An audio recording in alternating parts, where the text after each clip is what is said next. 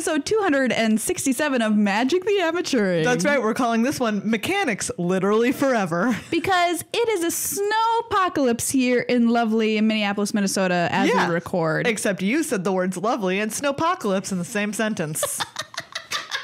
And I don't understand why that happened. That I did. Meghan is feeling a bit of the whys at a moment. I really am.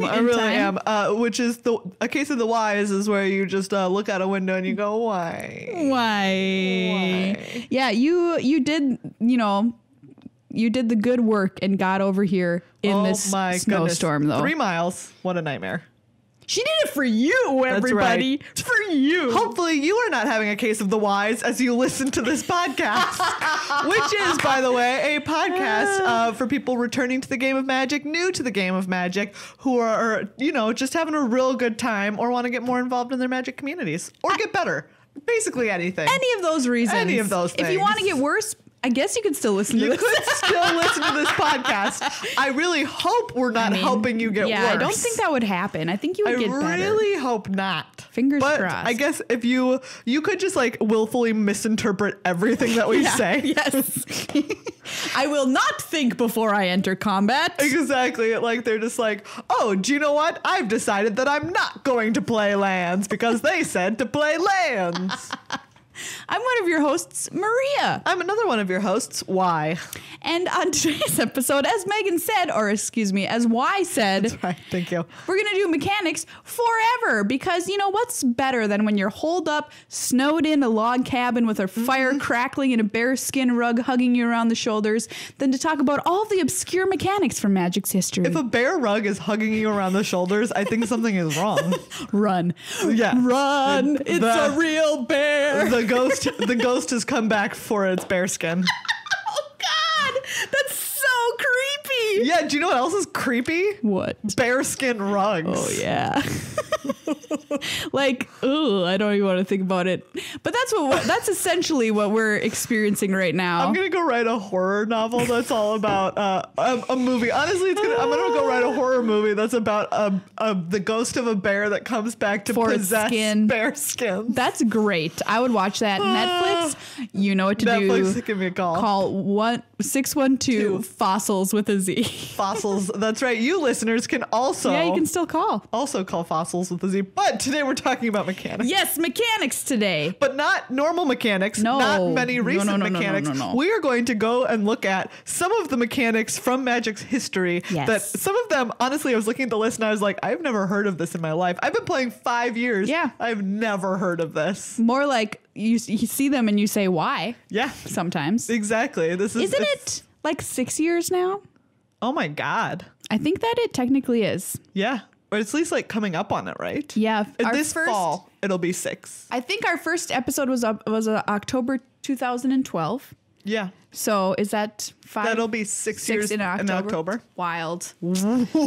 Wow. Where does the time go? I don't know. It sure flies. Just like that snow outside our window. We're also going to give you a quick update on the Magic Online Championship, as that was this past weekend, and there's some fun action there, as well as take a look at Masters 25. I almost said Magic 25 again. Yes. Maria had me thinking that this newest set was called Magic 25. I'm going to submit my, what's it called when the newspaper, a retraction. I'm going to print my retraction with my mouth. I'm going to submit a letter to the editor.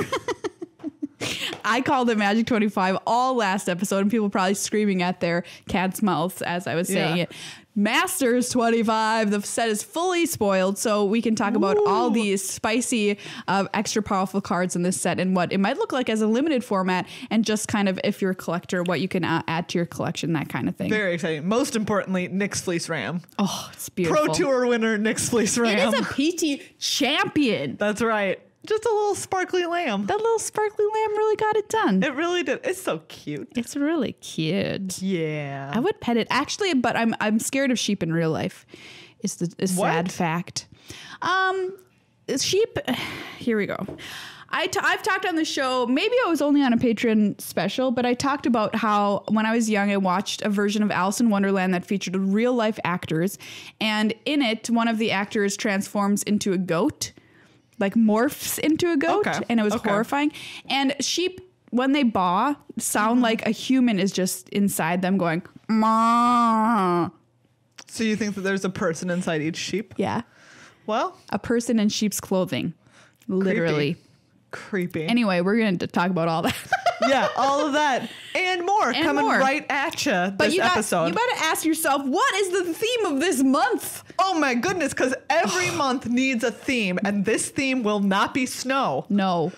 Minnesota, it will not be snow. It is new player month here at MTA. Yeah, new player month. And just yesterday, we dropped a hot new video that is the first episode of Magic 101. Magic 101. It's a great new YouTube series you can find on our YouTube channel, youtube.com/MTAcast. On the playlist Magic 101, we're going to put up a new episode every week. And we've got like a few in the bucket, so they're going to be ready to go. And it's just very basic stuff about learning magic. Mm-hmm. So if your friend wants to learn magic, I can't think of a better resource or place to point them, because a lot of people are saying, I wish I had this resource when I was learning. And I'm one of those people. Yeah. It's something that you can point people to, like, as you're teaching them, you can point them to it and be like, hey, go and watch this, like, when I'm not around. Yeah. So you can catch up, hopefully, like, solidify the concepts that you're learning. We go into a lot of detail. In this first episode, we talk just generally. It's a little bit about what is magic in general. But on the next ones, magic is super complicated, so we slow it way the heck down. And we answer all of those weird, nitpicky questions that magic asks and that new players ask, because they're confusing. Like parts of a turn. That's very confusing. Exactly. We're going to talk about it. Don't worry. We'll cover it. Permanence? What's freak is a permanent? I only thought it was a type of marker. Yeah. You know what I mean? And it is. Yes. But it's also a thing in magic. Yeah. So Magic 101 on our YouTube channel. Super excited about that. And what are we doing for New Player Month? So we have a bunch of giveaways. We're going to have our classic Gleam giveaway. Yes. Which is going to be for some sweet swag. We have some rookie decks from our sponsor Card Kingdom. Yay! They put together these monocolor decks. They're so great. That you can use to teach new players, and they're super basic and they're very beginner friendly. So we're giving away some of those, as well as some of their sweet Card Kingdom playmats that have the different parts of like the battlefield and like where lands go and graveyard and combat zone and all that stuff to also help teach people. Plus Maria. What? If you tweet a picture at us of you and someone that you are teaching to play Magic this month using the hashtag New Player Month, we will enter you in another drawing. So we're going to have a couple of drawings associated with, if you tweet us a picture at MTAcast using the hashtag New Player Month, and it's you and someone that you're teaching, send us a sweet selfie, or maybe it's you two sitting down at the table playing some Magic, and you will also be entered in a drawing for, again, some of those sweet rookie decks, or some of the battle decks that we used to film the Magic 101 series. Yeah, we use battle decks. That's right. Kingdom. We sure freaking did. Yeah, so that'll be awesome. If you're looking for the Gleam link for the general giveaway for our episodes, it is in the show notes for this podcast or beneath the video on YouTube, so that's where you can find it. But yeah, big thanks to Card Kingdom for being a fabulous sponsor. They're also doing something really cool this month that I wanted to touch upon.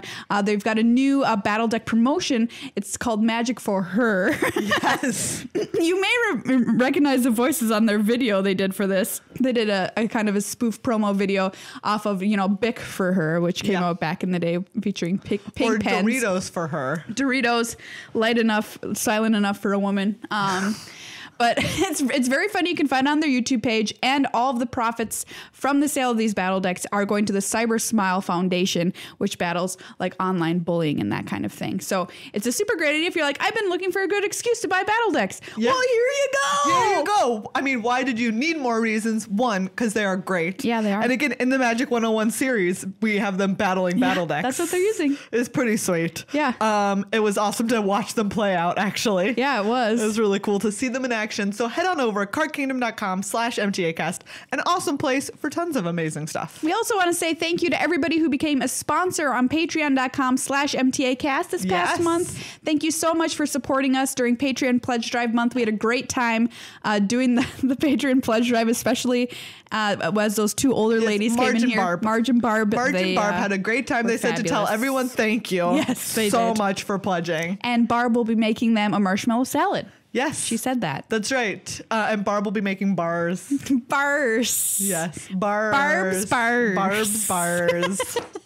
Thank you to everybody who joined our family. Please remember to update your pledge to monthly if you have not done so already. But if you haven't, if you just want to join the club, we say it's a great idea. And it is. It's a way to say, hey, you know what? I like to have a good time when I play Magic. I don't like to take myself too seriously. I think Magic's a fabulous game and everyone should be included. And that's kind of what you're saying, I think, when you become a patron of our show. So consider it if you would. Patreon.com/MTAcast. It's time for Mechanics Forever. That's right, everyone. We're going to start talking about some weird mechanics, and who knows when we'll stop. We'll stop when the snow stops. That's what I say. This episode will be 12 hours long. By the way, Mechanics Forever is also the name of a calendar you can get from the Auto Garage down on 36th Street. Oh, yeah. I was going to say Mechanics Forever. Oh, Never mind. Oh, I wonder what she was thinking. Never mind. It was dark. It was dark and kind of weird. Dark? Yeah. Dark and weird and you won't say it? Okay, I was going to say it's like the name of like a cemetery for mechanics.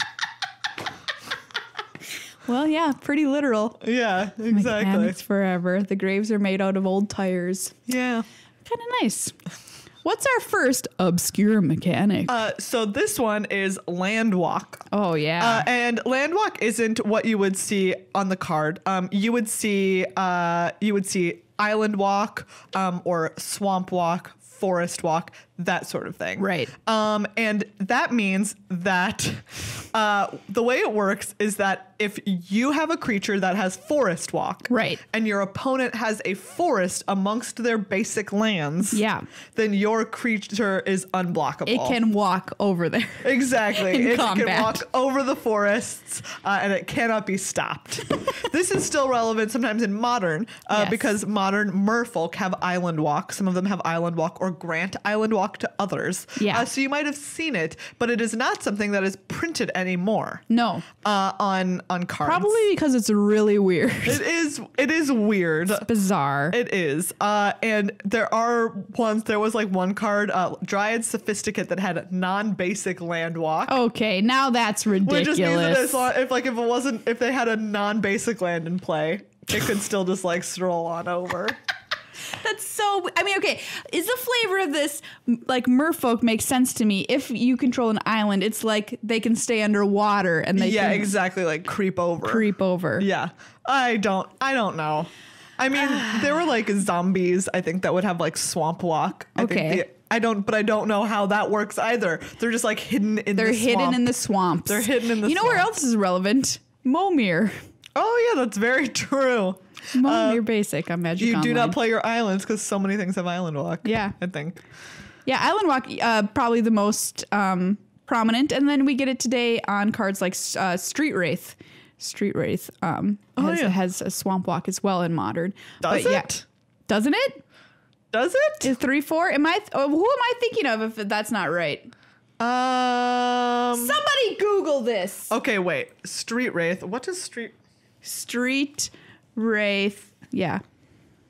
From Future Sight. Little guy that has cycling. You pay 2 life. Yeah. Draw a card.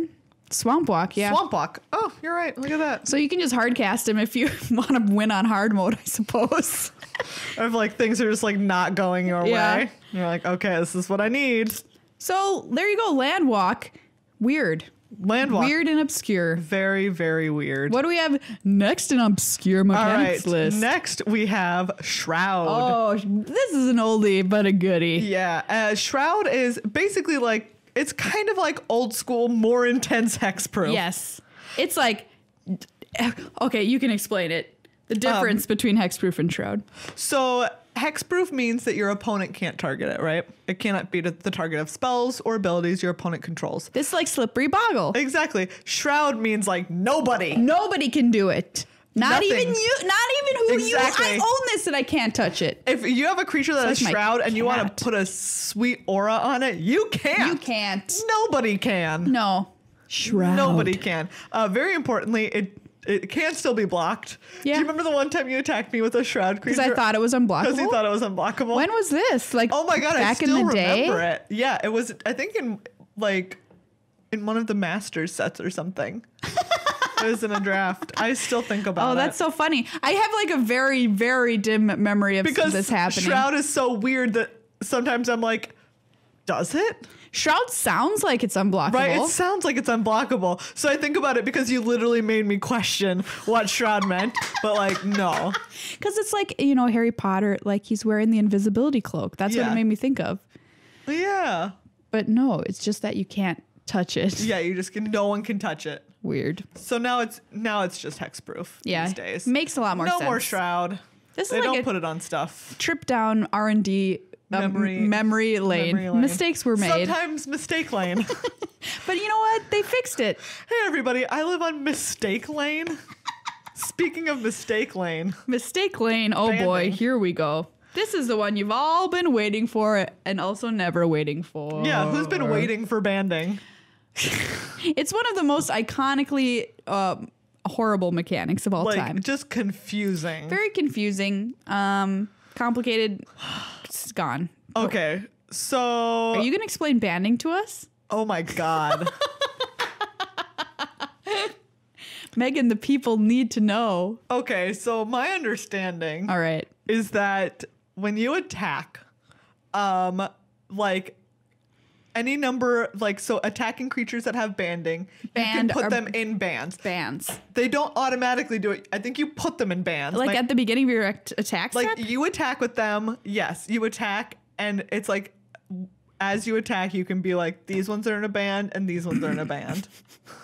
These ones are in Def Leppard and these ones are in Josie and the Pussycats. And like, they have to have banding. The creatures have to have banding, but they can include up to one creature that does not have banding in each band. So if you're attacking with like 2 banding creatures and a non-banding creature, you could make a band of all 3. Got it. I mean, why? So I think that's my first. Wait, I think that it then works when the opponent goes to block them. I think that it. Oh, you can. Well, I think first of all, I think that you either block like. I think you block the entire band, right? Or I the think entire that's band goes unblocked. Yeah. So you can block an entire band of creatures. And the defending player may choose how combat damage is assigned. Is that true?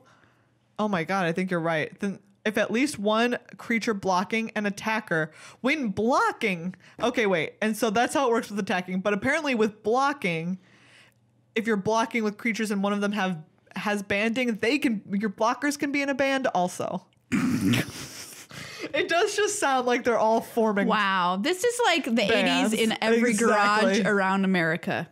Look, they can be in a grunge band. They can be in a punk band. They can be in a punk rock band. They can be in a regular rock band. They can be in an indie band. So the defending player chooses how the attacking creatures assign combat damage. I think only if the defenders if whoever is blocking has banding. Oh my God. That's when you change. That's when you decide. This is when we need to have Judge Rob on speed dial. Yeah. But also who cares? Nobody needs to know. We're talking about this because it's entertaining to have 2 people who have no idea what's going on try to figure out banding because it makes 0 sense. It's like if they played the yakety sax music behind us as we were trying to figure this out. Please play it. Well, the good news is you'll never have to worry about this because it will never be relevant. Ever come back. Never be relevant. All right. This one I picked just because it's like I remember seeing it, but not knowing what it meant. It just is kind of like sometimes like other things also. Rampage. So Maria, Rampage is when like if a creature has Rampage, it'll have Rampage and a number. Okay. Like Rampage 2. And when it attacks, if it's blocked by more than one creature, if there's only one blocker, Rampage does not care. But if that creature is like double blocked, then it gets +2, like it gets +2/+2. Okay. Like whatever the Rampage number is. Sure. It's pretty straightforward. It is. It just is like, it feels needlessly complicated. Yeah. I think I'm trying to remember if if it stacks. Like if you block with 2 creatures, it gets the rampage once. But I wonder if, I think it gets it multiple times. Like if it has 3 blockers on it, I think it will get rampage for the second blocker and then rampage for the third blocker. Is my understanding. I love this line on the wiki that we're looking at. Rampage was viewed as a poor example of design. All right, straight up. You know, well, fair enough. Fair enough. Rampage. Anyways, rampage. Okay. I There you go. don't expect we'll ever see that again. Here's a blast from the past that some older players probably remember. Cumulative upkeep. Man, these are all such doozies. I know. We're really We really digging are deep. Exactly, and it's like we're excavating, but as we're excavating the things, we're like, why? Why did we choose to dig here? Why are we looking at these artifacts? We like bring up this bone and we're like, we should just put it back into the ground. Yeah. Nobody needs to see this. Why? Yeah, just bury it. It's like that's how you pick up banding and you're just like, let's just put it back in the sand. So cumulative upkeep works so that it's like on your upkeep you put an age counter on the permanent if it has cumulative upkeep. And for each age counter on it, you have to pay that upkeep cost once. So it's like getting older. Exactly. And you have to pay for it more as it gets older. Wow, isn't that just It's just like isn't life. that a microcosm of life? Yes. So if it has cumulative upkeep blue, when it has 1 age counter on it, you just pay blue. Sure. But then your next upkeep comes around. It has 2 age counters on it, and you're gonna have to pay blue for each of those. Yeah. And then your next upkeep comes around, and it gets another age counter on it, and now you're gonna have to pay blue, blue, blue. And then your next one comes around. Gross. You get the idea. And then you have to sacrifice if you can't pay, I assume. Yes, exactly. I was talking to our friend, Athena Froelich, who had played with cumulative upkeep back in the day before she really understood all the rules of Magic the Gathering. And she assumed you just had to pay 1 blue every, it didn't like grow. Just like every time. Yeah. And I think that seems right. Exactly. It sure seems like it could be okay. You're just like, yeah, it's a cost that never goes away. Yeah. Nope. Buddy. It keeps growing. Oh, man.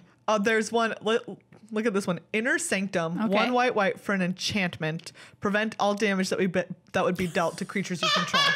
So you're both like, oh, I just literally can never win anymore. But cumulative upkeep, pay 2 life. Oh, okay. Well, that's a way you could never get it wrong. Yeah.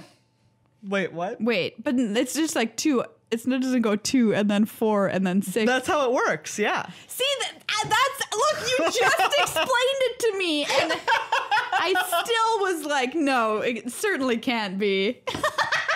So what cumulative upkeep says is at the beginning of your upkeep, put an age counter on this permanent, then sacrifice it unless you pay its upkeep cost for each age counter on it. Okay, sure. So the first time comes around and you'll pay 2 life. The next time comes around and you'll pay 4 life. That was a cool card. That is a cool card. I actually like it. It's like you pay the cost or have your creatures. You're really paying the cost. I like tough decisions like that. Kind of cool.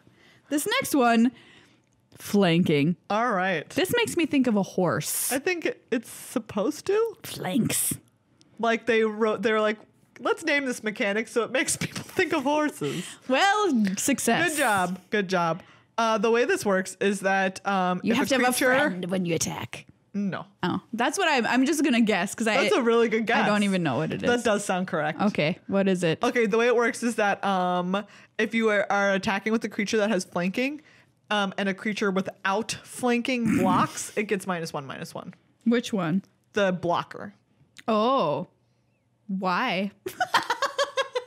I mean, that's a really good question. Like, what is the flavor here? What is this What does it mean? I don't know. Find a card. Is there a card example with flanking? Yeah. Let's see. Matenda Herder, white, 1/1, flanking. Whenever a creature without flanking blocks this creature, the blocking creature gets -1/-1 until end of turn. We still don't know. It sounds like a war mechanic. It does. I think it's like it's named after like a a real thing. A thing that they do in war. Exactly. They probably did it in Dunkirk. Who knows? They probably flanked. In Dunkirk. And the Oscar for flanking goes to Dunkirk. Oh, you were the only film that had any flanking in it anyway. Did you watch the Oscars? I did. I particularly enjoyed that when they were showing the nominees for Best Picture. Yeah. Darkest Hour and Dunkirk both ended on a line about like, and we will never surrender. Like literally they both ended with that line. Didn't it was they? like, yep. Classic war. And then like in one of the nomination scenes, they showed Winston Churchill in a scene where he's literally talking about Dunkirk, I think. That editor was having a fun day in the office. Exactly. Exactly. That's cute. Also. What? Never mind. Are we going to talk about the Oscars? I mean, I was only going to say something that's not helpful. So.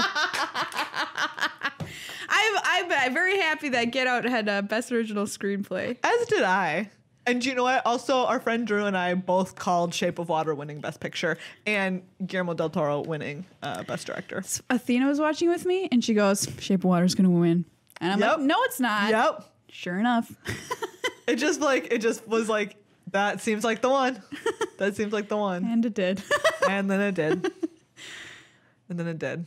Well, one day if Oscars is a mechanic, we'll let you know what happens. Exactly. Consult all the old white men in the room. That if, like, after people were very upset about Casey Affleck winning Best Actor, you would think that they would know not to turn around and give it to Gary Oldman.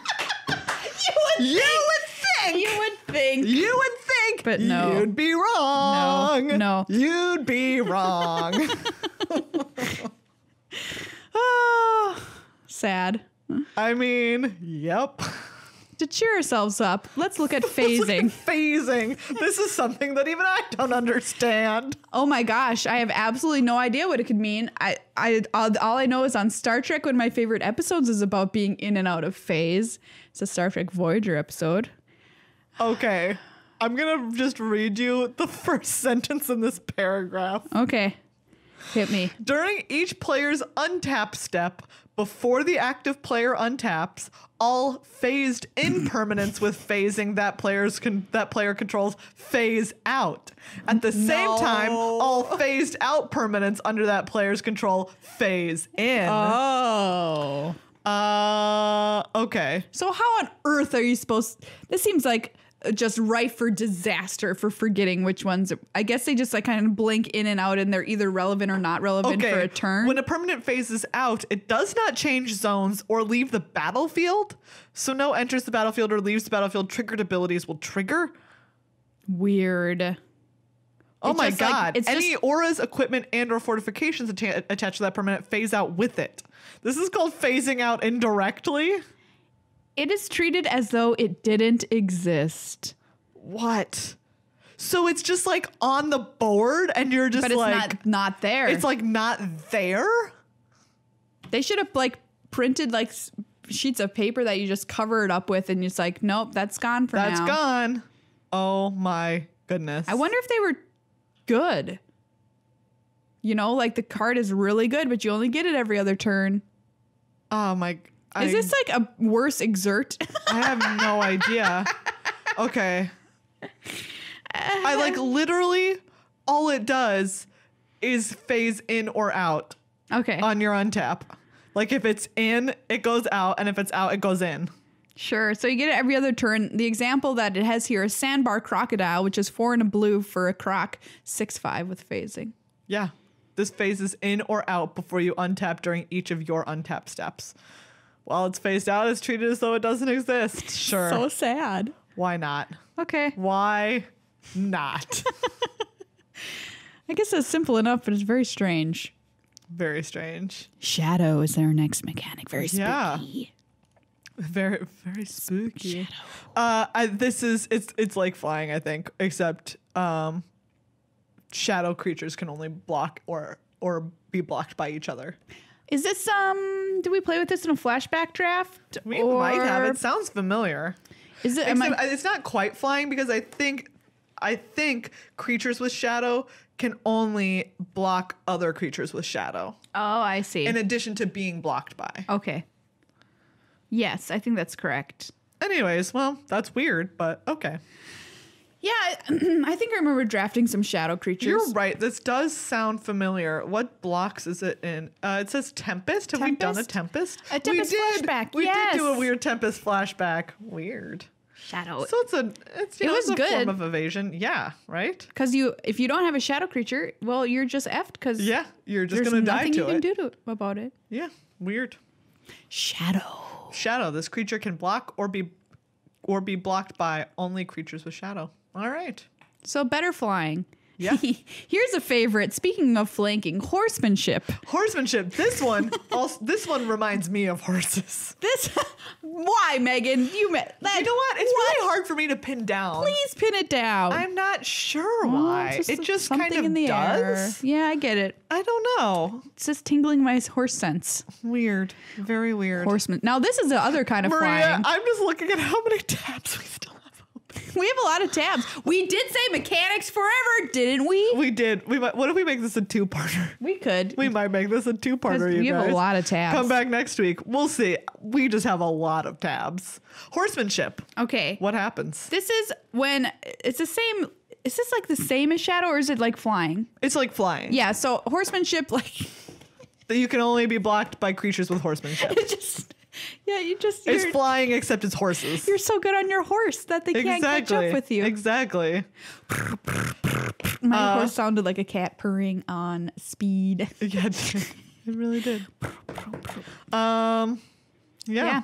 That may go. Kamigawa block. Yeah. I think that they were just looking for a way to have horses. Do you want to print flying? No, they didn't. They're not on birds. Put on a horse. Horses. What if it's just horses? Nailed it. Yeah. Perfect. Fading.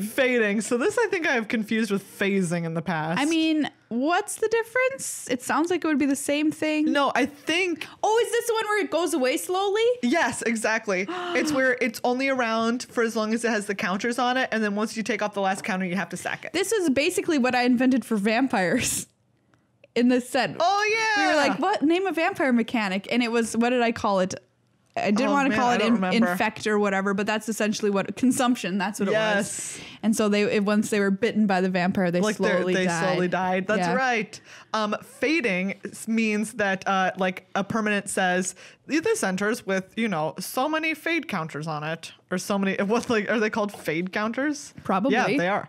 So like this has 3 fade counters on it, and each upkeep you remove a fade counter, and once you take up the last one, you still have it, but when you can't remove a counter, you sack it. So next time it comes, it's not like, so you have one fade counter on it, you take it off, you don't sacrifice it right away, I think. I think you sacrifice it the next time when you cannot take off a counter.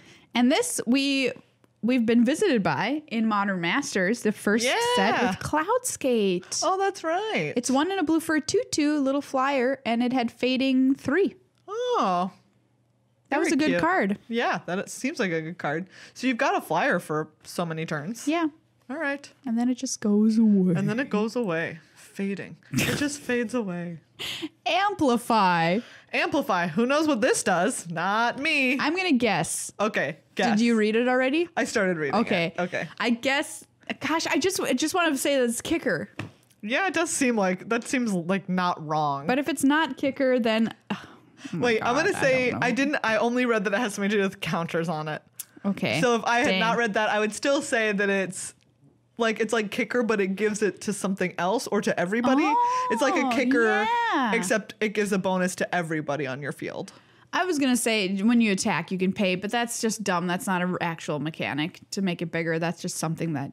Oh, let's see. So this says the way it works is that when you cast a creature, you can reveal creatures that share a type with it. Okay. And for each creature that shares a type with it that you reveal, I see. The one that you cast gets a +1/+1 counter. Okay, so I think it's only when you cast it, like as it enters the battlefield. Yeah. You can, as it enters the battlefield, you can reveal.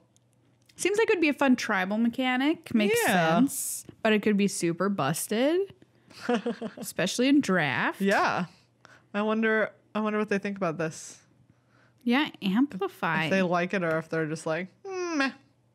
It doesn't say anything like this. This was considered bad design. A bad design. Amplify. Mm-hmm. Okay, simple enough. Oh, that's like if you had what's the one from this set from Ixalan that makes arcane adaptation? Yeah. That makes everything like it doesn't that make everything like in your deck and in your hand and in your graveyard everywhere? Like all of the creatures? You know what I'm saying? Look it up. Arcane adaptation. I don't even remember because I'm thinking never so nobody as ever it enters played the it. battlefield, choose a creature type. Creatures you control are the chosen type in addition to the other types. The same is true for creature spells you control and creature cards you own that aren't on the battlefield. Oh yeah. So that's like everything. It could be so like you could just reveal like all the creatures from your hand. Wow, we busted it. All right, broke it. Woo! MTA's first broken deck. You're welcome. It's an arcane adaptation Amplify deck. I don't know what this is gonna be legal yes. Wait, I don't think there's any amplify cards in blue. This says that there aren't. No. So you'd have to make it in something else. That's okay. Like it'd be blue, green, or the blue, most black, are in black and green. green. There's only 9 cards total that have it though. No wonder we don't know what the heck this is. Yeah. Okay. From Legions. That's from Legions. Yeah. Okay, should this be Okay, our last provoke. one before we Oh my god, we could adjourn? probably do like two more? This one and one more? Okay. Okay. Provoke. What do you think it does? Oh my god. Provoke. Yeah. When this creature is dealt damage, it deals damage to another target creature equal to its power. Ooh, wow. That seems OP. But Yeah, it does. yeah. I wanted it to be like specifically like the little raptor, you know, from Rivals. Yeah. That has the enrage where it deals 2 to the opponent. Yeah. I want this. Provoke seems like it should be that like if it's dealt damage, then it'll deal damage to the opponent. Seems like an enraged kind of deal. It really does. Okay, what is it? Never. Nope. It is Not even close? It is not even close. Oh, come on. Provoke. Okay, look, it says that it allows a player to, during their declare attacker step, untap a creature the defending player controls and require that creature to block the attacking creature with provoke. So, So if you have a get it. creature, it's a little lure effect. yeah, kind of, and you can attack, like untap it. It's like a targeted It's like you lure. choose. Yeah. Wow. You untap it and you're like, this one. That's sick. That's pretty seems cool. Good. Oh man, this card that it's on, Croson Vorine, 3 and a green, creature cat base for a 3/2 provoke. When this attacks, you may have target creature defending player controls untap and block it if able. Sick. It can't be blocked by more. Croson Vorine can't be blocked by more than one creature. So that's sweet. So you can be like, you can make just one thing block it, and like they can't even double block to try and get themselves a better deal. That's this mechanic. I can see why. Maybe it's not used anymore. Is it seems very unfun for your opponent. It really does. Because one of the joys we have in life is being able to say, "Well, I'm going to attack you, so I can't possibly block one of your creatures, Exactly. with a lure or whatever on it. At least I Yeah. can do that." It like negates your decision to attack them. You're just like, hey, I'm going to Sorry. attack you with this because there's no way in heck I'm blocking with it. No. And they're like, actually, you are, though. But you are blocking. But you with it. are blocking with it. Block with it. All right. Provoke. I enjoy how wrong we were. We were so wrong. We were very wrong. All right, one more. Here we go. Okay. Bushido. Bushido. This one's also kind of famous, but I don't remember this one I at don't all. remember what it does. I want to say it's the same thing as, horsemanship or whatever. It can only, but I don't think it is. No, I think it's kind of like, oh, it has to do with blocking. Okay. Okay, so the way it works is it has a number. So like Rampage, where it has to be like Rampage 2 or Rampage 3, it has to be Bushido 1 or Bushido 2 or whatever. When this blocks or becomes blocked, it gets +1/+1 until end of turn. Okay. Or like +X/+X, where X is its number. Sure. So if you use it to block, it'll get the bonus. or if you attack with it and it is blocked, then it gets the bonus. So it's just upon any kind of blocking. Yes. Bonus time. Any interaction with blocking. If it's attacked, if it attacks and is not blocked, then that is the one instance of combat where it does not matter. Okay. All right. Bushido. Weird. It's kind of weird, but do you know what? Cool. You know, not terrible. Now I'm just gonna have to keep all these tabs open until next time. Only tabs. Oh well, 1 million. I can't wait for the next Forever Mechanics. Forever Mechanics. Hey everybody, Mechanics Forever. Forever. Oh, that's Mechanics. what it's. Mechanics Forever.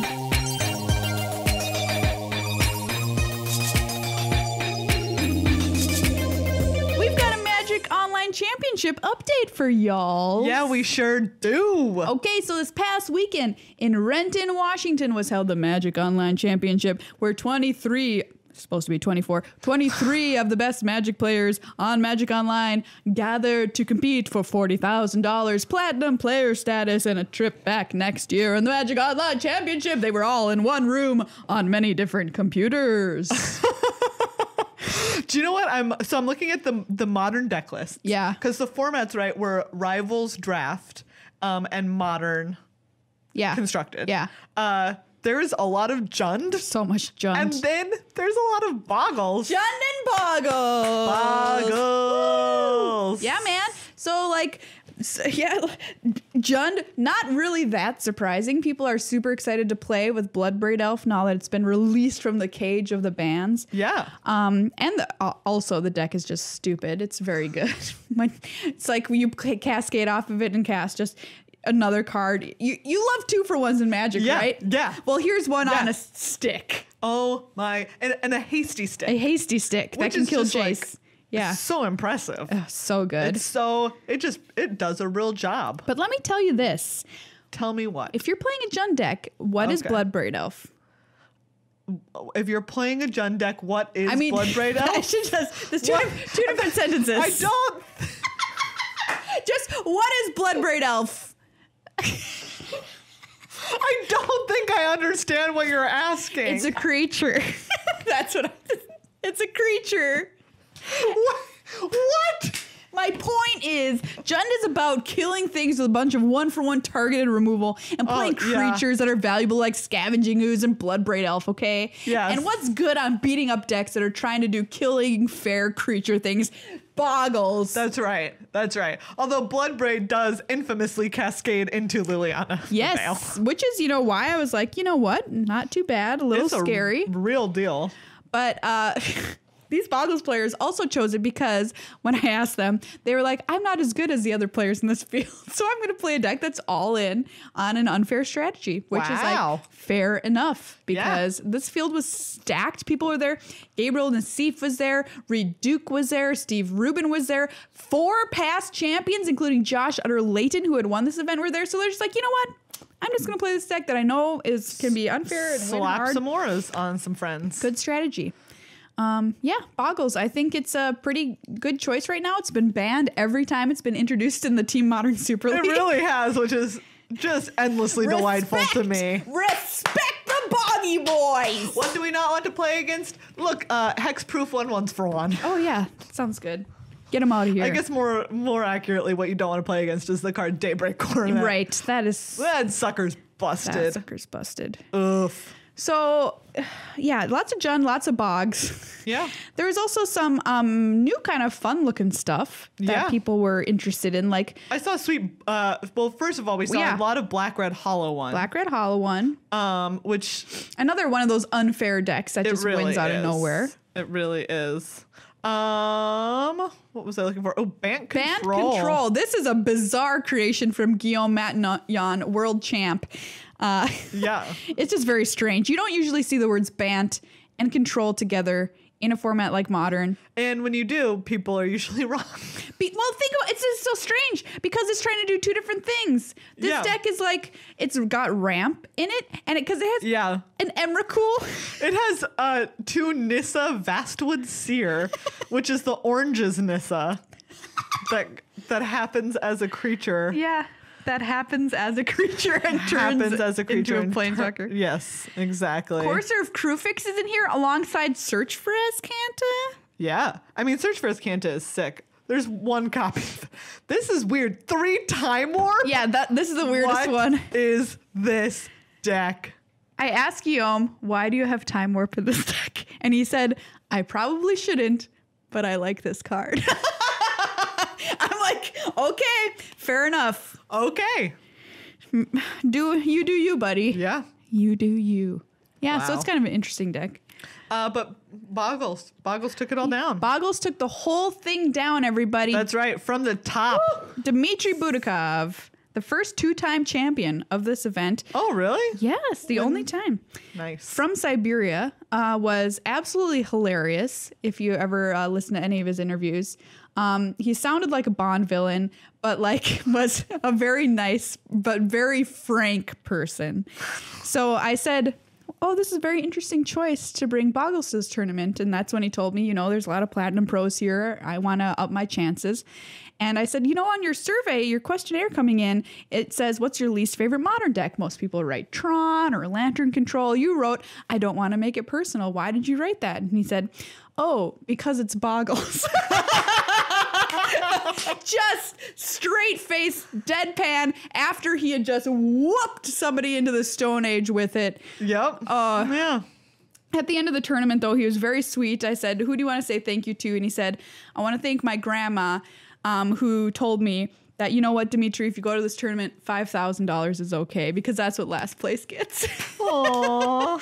So, but That's so sweet. He did better than that. He took home the whole 40K and seemed very excited to be able to do so and clinch platinum again. That's pretty sweet. Yeah, man, those little boggy boys. I hope they don't have too much of a target on their back. I don't think they probably will, but I don't know. People are going to be gunning for them. Don't pack your spill skites. They're like, what's in our sight lines? But I think a lot of people are going to be playing this Jund deck. I mean, yeah, Jund has always been a popular modern deck. Yeah. And it, it's a heck of a beating sometimes. Seems good. Yeah. A lot of value, interesting decision points. What? I was just thinking of it. And versus one slippery boy. One slippery boy. With a pretty little crown on. Dimitri was playing Leyline in the main deck, which is the correct decision right now, I think, in the meta. And for sure. His draws, I gotta say, he drew like a champion. Yeah. I was watching him play some of these games. People are like, Maria, how is this favored versus Grixis Control? How is this deck favored versus Jund? And I'm like, I don't know what to tell you. Technically, it's favored, but whenever I play, I somehow lose. Yeah. Like, they somehow always just thought seize me into oblivion. They have the Liliana, whatever. Yeah. Do you think it's favored against Jund? Yes, I think it technically is, but I don't feel like that when I play it. Fair enough. Yeah, so he's had a ley line in his opening hand a disgusting number of times. Yeah. Eric Froelich said the actual percentage chance of it is 40% of that happening, a 4 of in your opening hand, which I didn't know. But yeah, ley line your opener, pretty good for the old boggy boys.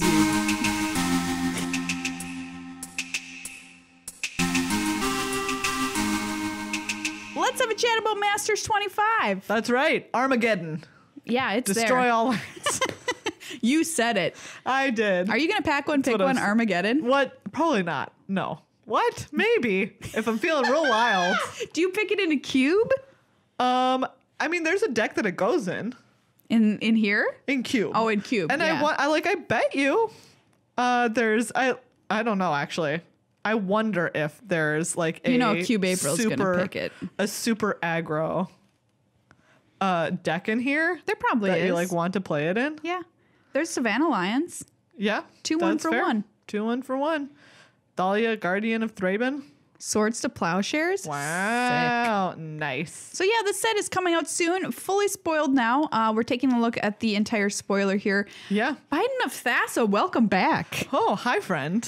Draw cards. Yes, please. Brainstorm. Of course. Brainstorm. Counterspell. This You're is definitely really gonna draft we're Counterspell. running short on time, but this is a sweet set. It's super sweet. Like it's supposed to invoke nostalgia. If you were an old school player, you get a chance to play with some of the cards you might remember, like Horseshoe Crab is in this set. Horseshoe Crab. It's just a little crabby doodle that lets you untap him. Just a little untap. Play blue, untap your little 1/3. It's a 2 and a blue for a 1/3. It says blue, untap Horseshoe Crab. Okay. Ghost Ship. 2 blue for a flying ship. Ghost Ship. It's actually technically a spirit, I guess, because it's a creature. 2/4 and then play blue, regenerate Ghost Ship. That's before they had vehicles. Yeah. Cute. Ghost Ship. You can play with Jace the Mind Sculptor if you want. I mean, yeah, like one of the Hallmark reprints of the set. Pretty sweet. Manowar. Oh, Manowar. We'll come in and bounce City. Bouncerooskies. Ooh, do you remember Mystic of the Hidden Way? I sure do. I loved this card. This card is great. This is from the Cons of Tarkir block. It is a morph. Tons of Karkir. It is from the Tons of Karkir block. Yeah. Morph. Yeah. Ooh, Murder of Crows. 4/4 flyer. Whenever another creature dies, you may draw a card. Sick. If you do discard. Pact of Negation. You liked Retraction Helix. Oh my god, Retraction Helix. That's right.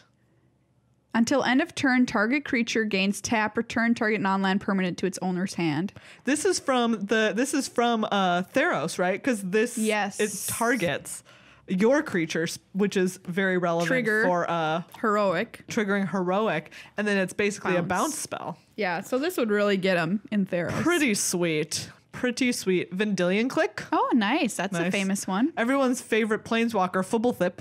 Oh, Fibblethip. Is back and totally lost. So lost. Aw, poor buddy. One day you'll find your plane home. Sure will. Duskleys and Zealot is in the set. Yeah, sure. 1/1. We barely missed you. Draw a card.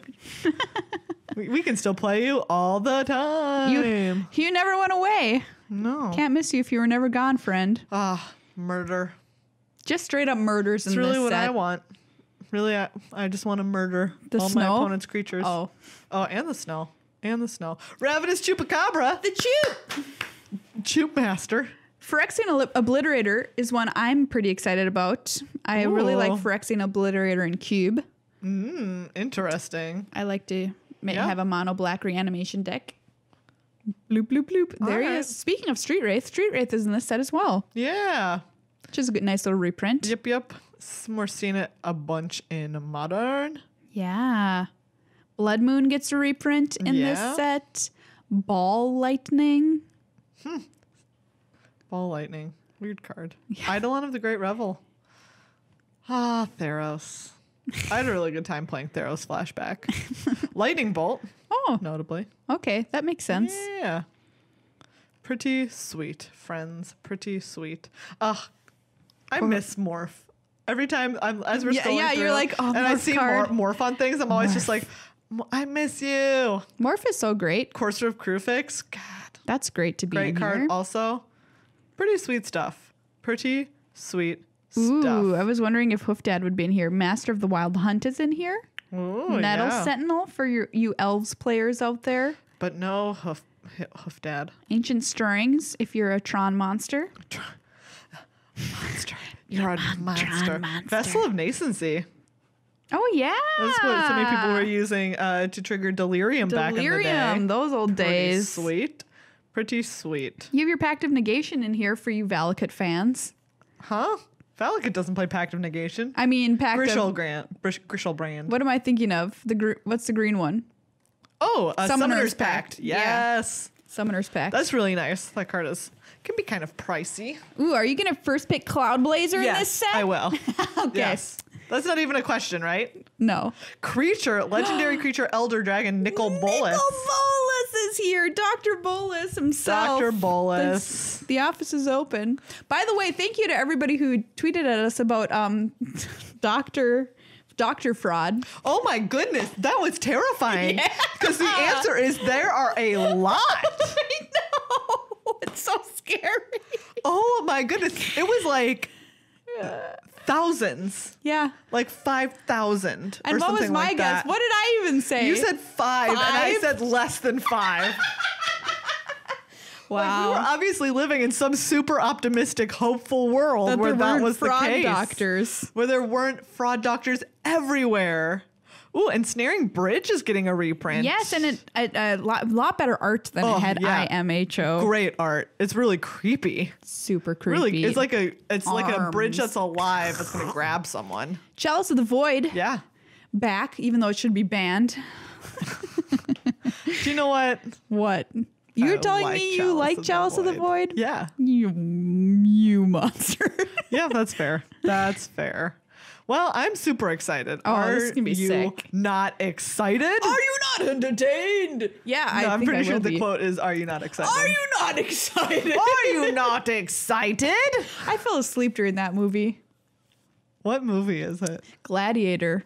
Oh, that's right. I have a problem during movies where if it's a long, like loud attack, war, some kind of sequence, I will fall asleep. That's fair. It's like I'm being bombarded by a wall of action and sound and like stuff that, they're stabbing and yelling. I'm just like, good night. I think my problem is that like the color palette is so much the same throughout. Oh, yeah. That I find that movies that do that are very forgettable or they're very hard for me to rewatch. Yeah.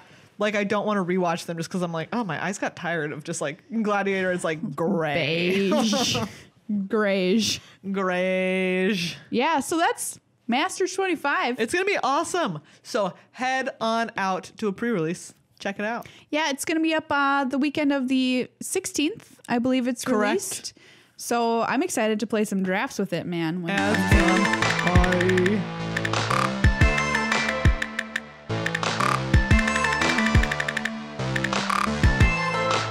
Hey, everybody. Hi. We're pausing to tell you about a sweet sponsor of MTA, Ultra Pro. Ultra Pro has awesome products like deck boxes, sleeves, dice, playmats. My goodness. I'm just looking so many at things. some of it now. So many things. For the first time the other day, not for the first time, but like for the first time in a long time, I rolled some gravity dice. Oh, yeah. Those babies. Sweet. Those babies are nice. I'm holding up Puppies this are sweet. Commander deck box here from Ultra Pro, specifically designed to hold 100 plus cards. Pretty wild. It's extra fat for your Commander duders. And do you know what? In our giveaways this month for New Player Month, we're including some awesome gravity dice that we used to film the Magic 101 series. These dice were literally handled by Greg and Sam. Top 4 competitor. That's the top 4 Pro Tour competitors. Sam Eilenfeld. GP top 8er. Gregory Michael. He's been on the they've both been on the show. Oh yeah, Amateur Pro Greg. Yeah, That's how Amateur Pro Greg. Yeah. Anyways, pretty cool stuff. And the decks that they were using are in some sweet Ultra Pro sleeves with some great art on the back. And deck box also by Ultra Pro. So if you want to enter that, check out the link that's in our show notes or below this video, the Gleam giveaway, or head on over to ultrapro.com. Before we take off, we wanted to tell you about a super sweet project. Yes. That Brian David Marshall, BDM, who you would know from coverage and being all around awesome, top 8 games on Twitter, is having a really cool Kickstarter for a comic that he is working on. In conjunction with an artist, and it looks super sweet. It's called The Totally Unstuck Adventures of Anna Kronos. Yes. And it's about a time-traveling girl and her family, and it's really, really cool. I have seen, he showed me pages on his phone of the art of it, and it looks great. It's gorgeous. So if you head on over, if you go to his Twitter at Top8Games, you can see the link to that Kickstarter, and you can support it for literally, like, you can just like send $5 that way. It's great. It's really cool. We would love to see this project get funded. Yeah, and he's being really nice because he's throwing in a playmat, so we're going to add that to our end of the month giveaway. Yeah. So it'll be an Anna Kronos art from the comic. I don't know what to call it. Comic, graphic novel. Do you still call it a comic? I think the way that they're doing it is like as a comic. Included in our giveaway. What? Yeah, he's been working on this for such a long time, and it's a great story. So I highly encourage it. If you go over and look at it, you can see some of the art from it, and it looks really awesome. Beautiful. Gorgeous. Once again, we're going to say thank you to Card Kingdom, cardkingdom.com/MTAcast. Go to that link for any of your Magic needs. If you want to buy singles, if you want to buy booster boxes to draft with your friends, if you want to buy some Ultra Pro products, that's the place to go. And of course, thank you to everybody who's a patron of our show. You are our favorite people. Patreon.com/MTAcast. Head over there and become a member of the show for as little as $1.25 an episode, aka $5 buccarinos a month. Do not forget, it is New Player Month. New Player Month! Get out there and teach someone to play Magic. There's so many wonderful people, whether it's your partner who up until now has just been like, or like, you're like, convince them this month. This is the month. This is the month. You can tell them. Maria and Meghan made just you. Like, you can be like, they told me I had to. I have to. Whether it's just like a friend, whether it's like maybe it's someone at your work, like over your lunch break, you can be like, hey, what if I taught you how to play this really awesome game? Yeah. And we could play games over our lunch break. Wouldn't that be cool? We're not just going to stare at our phones and sink into the darkness. That's right. We're going to play a game at lunch. We're going to play an awesome game. And tweet us those pictures at MTAcast with the hashtag New Player Month. Unlike so many other hashtags we tell you to use. This one's, pretty This legit. will be way less disturbing than hashtag Dr. Fraud. And you could win some sweet swag for you and that person that you're teaching to play. Yeah. To help them learn. And head over to the YouTube channel, youtube.com/MTAcast, to check out also that Magic 101 series. You can point these new players that way to help them. That way you don't have to spend all of your time going through like the nitty gritty details. The two of you can just sit down and start learning the interaction of playing the game. Yeah. And point them our way, and we'll take care of some of that. We'll handle the messy stuff. Remember, a new episode will be published every week for the Magic 101 series. So if you're a subscriber on YouTube, it'll be really easy to find, and boom, boom, boom, boom. If you want to turn on notifications in your email inbox, you can do that too. Patrons also get notified if they wish. So a bunch of ways for you to, hang out and chill with some of our content. And thank you for hanging out with us as you do, and us on this snowy evening by our warm fire and our soul of a bear that's hugging us around the neck. Let us all just ask one more time. Why?